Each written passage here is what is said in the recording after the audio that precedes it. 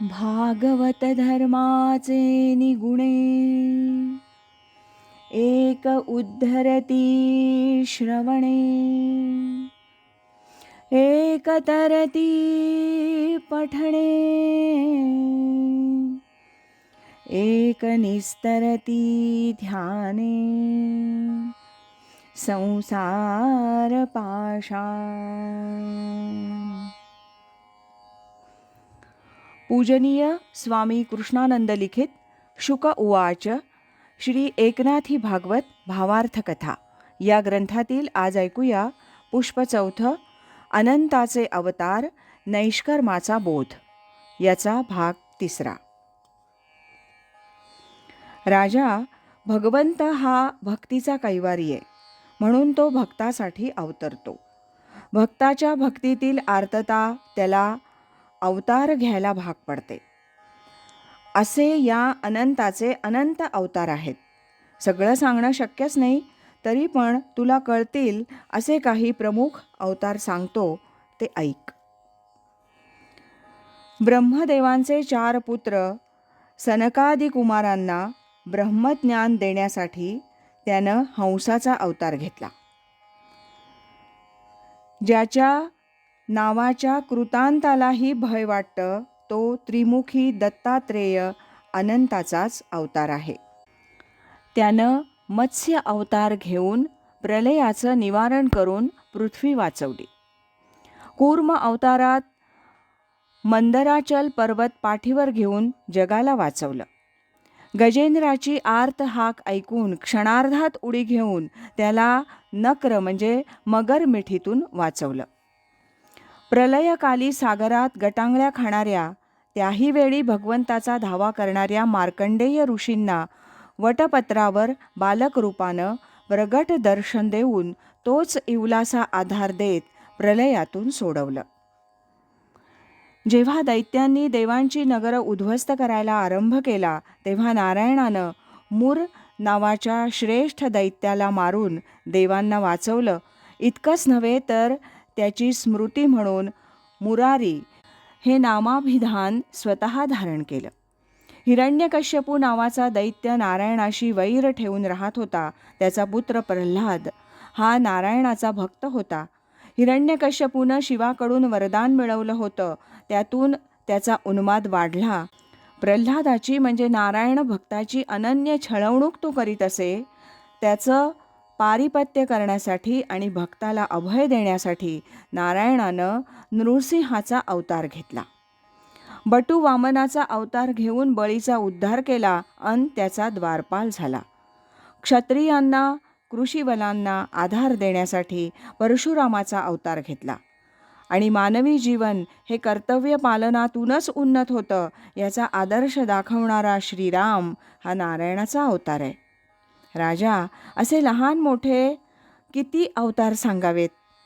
सर्व अवतार भक्तांच्या रक्षणार्थ, जगाच्या उद्धारार्थ आणि दुष्टांच्या विनाशार्थ असेच आहेत. त्यातून धर्माची नवीन गुढी उभारली जाते. परित्राणाय साधूनां विनाशाय च दुष्कृतां हेच त्यांचं ब्रीद आहे. आणि आता सांप्रतचा श्रीकृष्ण हा नारायणाचा पूर्णावतार आहे.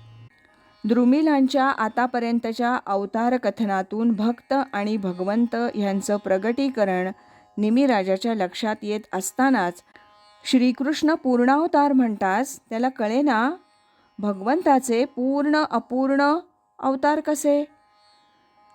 त्याचे भाव जाणून द्रुमिल म्हणाले, राजा, आतापर्यंत सांगितलेल्या सर्व अवतारात आणि श्रीकृष्ण अवतारात खूपच फरक आहे. मागील अवतारात भगवंताचं प्रगटीकरण एका विवेक्षित कार्याकरता होतं. त्याला एका कार्याची मर्यादा होती. अगदी श्रीरामांचा अवतार पाहिला तरी वालीवधापासून ते रावणवधापर्यंत विवेक्षित अशीच कार्य होती. चारित्र्य संपन्नता, नैतिकता आणि कर्तव्यता यांच्या मर्यादेत राहून ती कार्य झाली. श्रीकृष्ण अवतारात ही सर्व बंधनं सोडून प्रत्येक वेळेला वेगळं परिमाण लावून त्यांची कार्य होत आली आहेत. राजा, श्रीकृष्ण चरित्र समजणं खरंच कठीण आहे. ते इतकं गुंतागुंतीचं आहे की त्याच्या प्रत्येक कृतीचा संदर्भ लावणं कठीण होऊन जातं. परंतु एक मात्र खरं की श्रीकृष्णाकडून होणारं कार्य कल्याणाचंच होत असतं. ते अनाकलनीय असलं तरी अद्भुत असं आहे. राजा श्रीकृष्णाचे विशेष सांगायचे तर तो कोणत्याही एका गुणाचा नाही, कोणत्याही एका धर्माचा नाही, कोणत्याही एका रीतीच्या कर्माचा नाही. त्याला कोणतंही एक स्थान नाही, संपूर्ण विश्वच त्यानं व्यापलंय. ज्याप्रमाणे साखरेच्या कोणत्याही कणात एकच गोडी सर्वत्र भरलेली असते, तसा श्रीकृष्ण सर्व गुणांनी परिपूर्ण असा आहे. म्हणून तो अनाकलनीय आहे. अगदी बालवयापासून अद्भुत लीला त्यानं दाखवल्या.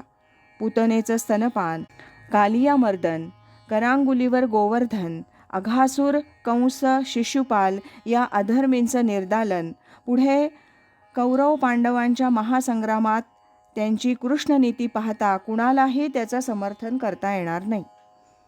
अधर्म खंडून धर्माचं तेज तेवत ठेवणं हाच सर्वत्र उद्देश होता आणि अजूनही आहे. असा हा द्वारकाधीश सर्वांचा कल्याण करता आहे. श्रीकृष्णानंतर पुढे काय, का हाच शेवटचा अवतार, निमिराजानं विचारलं. द्रुमिल म्हणाले, राजा असं नाही, हाच श्रीकृष्ण पुढे बौद्ध अवतार घेईल. तो जगाला शांतीचा संदेश देईल.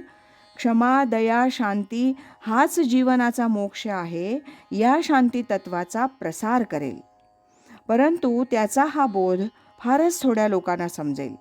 सामान्य जनता कर्माकर्मातून कर्मठ होईल, धर्माधर्मातून निधर्मी होईल. त्यांच्यात वादचर्चा, वितंडवाद होतील, मतमतांतरे होतील. ज्ञानी पंडित हे ज्ञानदंभी होऊन मदमोहात सापडतील. सर्वत्र अनाचार वाढेल, धर्मनीतीच्या सीमा ढासळतील, वर्णाश्रमाचा कडा मोडकळीस येईल. एकंदर जनात हिंसक वृत्तीचं प्रामुख्यानं प्रगटन झालेलं दिसेल. ह्या सर्वाची सीमा ओलांडली की हाच नारायण कलीचा अवतार घेईल. मानवजातीचा तो काळ उत्कर्षाचा असेल, परिवर्तनाचा असेल. द्रुमिलांनी निमिराजाला बरंच काही सांगितलं आणि शेवटी म्हणाले, राजा अशी या अनंताची कीर्तिगाथा आहे. त्याला आदी अंत नाही हे खरं आहे, तरी पण जगाच्या उद्धारासाठी वेळोवेळी त्यानं अवतार घेऊन आपलं चरित्र जनमानसात रुजवलं. त्या अनंताचे अवतार अनेक आणि कार्यही अनेक आहेत. त्याचा महिमा कुणी अन कितीही गायला तरी तो अपुराच आहे. परंतु तुझ्या मनातली इच्छा थोडीफार पुरी करण्याच्या उद्देशानं मी ही अनंतगाथा किंचितशी तुझ्यासमोर उघडली इतकंच, असं म्हणून द्रुमिल थांबले. निमिराजासह इतर सर्व श्रवणार्थी द्रुमिलांच्या या विवरणानं इतके भारावून गेले की काळवेळेची सुधबुध त्यांना राहिली नाही. बाहेर नजर टाकताच लक्षात आलं की मावळतीची किरणं अस्पष्ट होत होती. सूर्य क्षितिजाखाली जात होता. या भागाबरोबरच पुष्प 4 अनंताचे अवतार, नैष्कर्माचा बोध याचं वाचन आता समाप्त होत आहे. उद्यापासून आपण पुष्प 5 अभक्तांची दुर्गती युगधर्म याचं वाचन क्रमशः ऐकूया. नमो व्यासमूर्ते, नमो शुकदेवा. दिला मुमुक्षुसी त्वा अक्षय ठेवा. कथा भावरूपे घडली हाते, करी समर्पित गुरुचरणाते. हरि ओम तत्सत.